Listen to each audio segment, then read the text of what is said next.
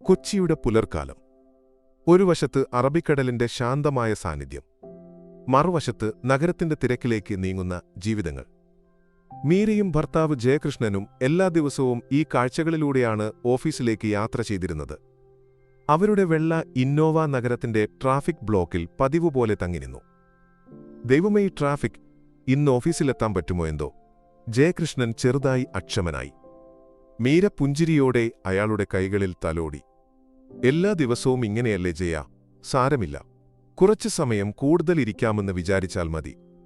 അവളുടെ വാക്കുകൾ അയാൾക്ക് ആശ്വാസം നൽകി. ജയകൃഷ്ണന്റെ മനസ്സിൽ മീര ഒരു താങ്ങും തണലുമായിരുന്നു. എന്നാൽ മീരയുടെ മനസ്സിൽ ചില പഴയ ഓർമ്മകളുടെ നിഴലുകൾ എപ്പോഴും വീണിരുന്നു. 8 വർഷം മുൻപത്തെ ആ വേദന നിറഞ്ഞ അധ്യായം. അതെല്ലാം തന്റെ പുതിയ ജീവിതത്തിൽ നിന്ന് മറച്ചുവെക്കാൻ അവൾ ഏറെ ശ്രദ്ധിച്ചിരുന്നു. അങ്ങനെയിരിക്കെയാണ് ജനലരികിൽ ഒരു കൊച്ചുമുഖം പ്രത്യക്ഷപ്പെട്ടത്. അവനൊരു 10 വയസ്സുകാരനാണ്. മങ്ങിയ നിറമുള്ള ഷർട്ടും പഴകിയ പാൻസും. അവന്റെ കൈയിൽ വർണ്ണപ്പകിട്ടുള്ള ബലൂണുകളും റോസാപ്പൂക്കളും ഉണ്ടായിരുന്നു. ചേച്ചി പൂവേണോ? അവന്റെ ശബ്ദത്തിൽ നിഷ്കളങ്കത നിറഞ്ഞുനിന്നു. ആ കണ്ണുകളിലേക്ക് നോക്കിയപ്പോൾ മീരയുടെ നെഞ്ചിൽ ഒരു തണുപ്പ് പടരുന്നത് അവൾ അറിഞ്ഞു. ഒരു നിമിഷം അവൾ തന്റെ ഭൂതകാലത്തിലേക്ക് തിരികെ പോയ പോലെ. 8 വർഷം മുൻപ് ഉപേക്ഷിക്കേണ്ടി വന്ന ഒരച്ഛനില്ലാത്ത കുഞ്ഞിന്റെ ഓർമ്മ. ജയ, ആ കുട്ടിയുടെ കൈയിൽ നിന്ന് പൂവാങ്ങാം, മീര പറഞ്ഞു. ജയകൃഷ്ണൻ പുഞ്ചിരിയോടെ പൂക്കളും ബലൂണും വാങ്ങി. നിനക്ക് ഈ കുട്ടികളോട് എപ്പോഴും ഒരു പ്രത്യേക ഇഷ്ടമാണല്ലോ മീര. അതെയോ? ഒരു നെടുവീർപ്പോടെ മീര അവനോട് മറുപടി പറഞ്ഞു. മീര കാർ വിൻഡോ താഴ്ത്തി ആ കുട്ടിയോട് വിശേഷങ്ങൾ ചോദിച്ചു. മോന്റെ പേരെന്താ? ഉണ്ണി. വീടെവിടെയാ? അകലെയാ ചേച്ചി. അമ്മൂമ്മയുടെ കൂടെയാ ഞാൻ താമസം. അവന്റെ വാക്കുകൾ മീരയുടെ ഹൃദയത്തിൽ പതിഞ്ഞു. ദിവസവും അവർ അവനെ കാണുകയും അവനിൽ നിന്ന് എന്തെങ്കിലും വാങ്ങുകയും പതിവായി. ഉണ്ണിയുമായി അവർക്കൊരു ആത്മബന്ധം രൂപപ്പെട്ടു. ദിവസവും രാവിലെ മീരയും ജയകൃഷ്ണനും ഓഫീസിലേക്ക് പോകുമ്പോൾ ഉണ്ണിയെ കാത്തുനിൽക്കാൻ തുടങ്ങി. മീര അവനോട് അവന്റെ സ്വപ്നങ്ങളെക്കുറിച്ച് ചോദിച്ചു. വലുതാകുമ്പോൾ എന്താവാനാണ് ആഗ്രഹമെന്ന് ചോദിച്ചു. ഉണ്ണിക്ക് സ്കൂളിൽ പോകാൻ ആഗ്രഹമുണ്ടെന്ന് അവളോട് പറഞ്ഞു. എനിക്കിഷ്ടം പഠിക്കാനാണ് ചേച്ചി, പക്ഷേ അമ്മൂമ്മയ്ക്ക് വയ്യ. ഞാനാണ് വീട്ടിലെ കാര്യങ്ങൾ നോക്കുന്നത്. അവന്റെ ഓരോ വാക്കും മീരയുടെ മനസ്സിനെ വേദനിപ്പിച്ചു. 8 വർഷം മുൻപ് ഉപേക്ഷിച്ചു പോയ മകന്റെ അതേ പ്രായം. അവനെ നോക്കുമ്പോൾ മീരയുടെ കണ്ണുകൾ നിറഞ്ഞു. ജയകൃഷ്ണൻ ഇതെല്ലാം കണ്ട് അത്ഭുതപ്പെട്ടു. മീരയ്ക്ക് അവനോടുള്ള അടുപ്പം കൂടിക്കൂടി വരുന്നത് കണ്ട് അവൻ സന്തോഷിച്ചു. എന്താ മീരനിക്ക് എന്തെങ്കിലും വിഷമമുണ്ടോ? ജയകൃഷ്ണൻ ചോദിച്ചു. ഒന്നുമില്ല ജയ, ഉണ്ണിയെ കാണുമ്പോൾ എന്റെ മനസ്സിൽ എന്തോ ഒരു വിഷമം, മീര കള്ളം പറഞ്ഞു. അവനെ നമ്മൾ സഹായിക്കണം. അവന്റെ സ്കൂൾ പഠനം നമുക്ക് ഏറ്റെടുക്കാം, ജയകൃഷ്ണൻ ആവേശത്തോടെ പറഞ്ഞു. അത് കേട്ടപ്പോൾ മീരയുടെ കണ്ണുകൾ തിളങ്ങി. അവൾ ജയകൃഷ്ണനെ കെട്ടിപ്പിടിച്ചു. തന്റെ മകന് ഇനി നല്ലൊരു ജീവിതമുണ്ടാകുമല്ലോ എന്നോർത്തപ്പോൾ മീരയുടെ മനസ്സ് സന്തോഷം കൊണ്ട് നിറഞ്ഞു. ഒരു ദിവസം രാവിലെ പതിവുപോലെ അവർ ഓഫീസിലേക്ക് പോകുകയായിരുന്നു. അപ്പോഴാണ് ട്രാഫിക് പോലീസുകാരൻ വന്ന് അവരോട് അടുത്ത വഴിയിലൂടെ പോകാൻ പറയുന്നത്. വഴിയിൽ ഒരു അപകടം നടന്നെന്നും അവിടെ വലിയ ബ്ലോക്കുണ്ടെന്നും അയാൾ പറഞ്ഞു. ജയകൃഷ്ണൻ കാർ തിരിച്ചപ്പോൾ മീരയ്ക്ക് എന്തോ ഒരു ആത്മവിശ്വാസമില്ലായ്മ തോന്നി. എന്തോ അപകടം വരാൻ പോകുന്നുവെന്ന് അവളുടെ മനസ്സ് മന്ത്രിച്ചു. ഏറെ വൈകാതെ തങ്ങൾ എന്നും കണ്ടിരുന്ന സ്ഥലത്തേക്ക് മീര കാർ ശ്രദ്ധയോടെ നോക്കി. അവിടെ ഉണ്ണിയുടെ ബലൂണുകളും പൂക്കളും ചിതറിക്കിടക്കുന്നു. അവളുടെ മനസ്സ് തളർന്നു. അവൾ പെട്ടെന്ന് തന്നെ കാറിൽ നിന്ന് ഇറങ്ങിയങ്ങോട്ട് ഓട്ടി. അപ്പോഴാണ് പോലീസ് ഉണ്ണിയെ ഒരു ഓട്ടോറിക്ഷയിൽ കയറ്റി ആശുപത്രിയിലേക്ക് കൊണ്ടുപോകുന്നത് കാണുന്നത്.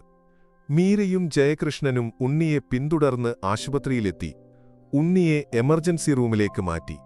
അവിടെ ഉണ്ണിയുടെ അമ്മൂമ്മയുടെ അടുത്തേക്ക് മീര നടന്നു. ആ മുഖം കണ്ടപ്പോൾ മീര ഞെട്ടിപ്പോയി. 8 വർഷം മുൻപ് തനിക്ക് സ്വന്തം മകനെ ഉപേക്ഷിക്കേണ്ടി വന്നപ്പോൾ കണ്ട മുഖം, അവളുടെ മുൻ ഭർത്താവിന്റെ അമ്മ. അപ്പോഴാണ് മീര ഞെട്ടലോടെ ആ സത്യം തിരിച്ചറിയുന്നത്. ഉണ്ണി തന്റെ സ്വന്തം മകനാണ്. മീരയുടെ മനസ്സ് പിടഞ്ഞു. ഭർത്താവിനെയും മകനെയും ഉപേക്ഷിക്കേണ്ടി വന്ന ആ രാത്രി മീരയുടെ മനസ്സിലേക്ക് ഒരു മിന്നായം പോലെ ഓടിയെത്തി. 8 വർഷം മുൻപ് ജയകൃഷ്ണനെ വിവാഹം കഴിക്കാനായി ഭർത്താവിനെയും മകനെയും ഉപേക്ഷിച്ചതാണ് മീര. ഉണ്ണിയെ കണ്ടുമുട്ടിയത് വിധിനിയോഗം പോലെ അവൾക്ക് തോന്നി. മീരയുടെ കണ്ണുകൾ നിറഞ്ഞൊഴുകി. മുൻ ഭർത്താവിന്റെ അമ്മ മീരയെ കണ്ടപ്പോൾ ഞെട്ടിപ്പോയി. ഉണ്ണി മീരയുടെ മകനാണെന്ന സത്യം ജയകൃഷ്ണൻ അറിഞ്ഞപ്പോൾ അയാൾക്ക് മീരയോട് ദേഷ്യം തോന്നി.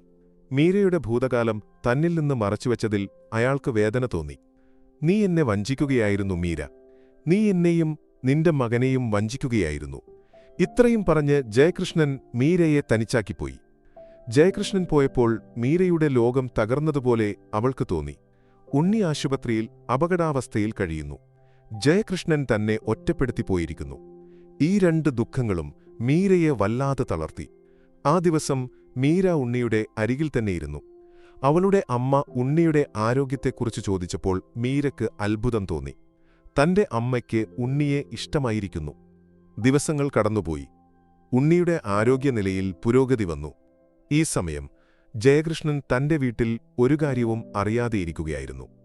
എന്നാൽ അയാളുടെ മനസ്സിൽ മീരയെക്കുറിച്ചുള്ള ഓർമ്മകൾ മാത്രം.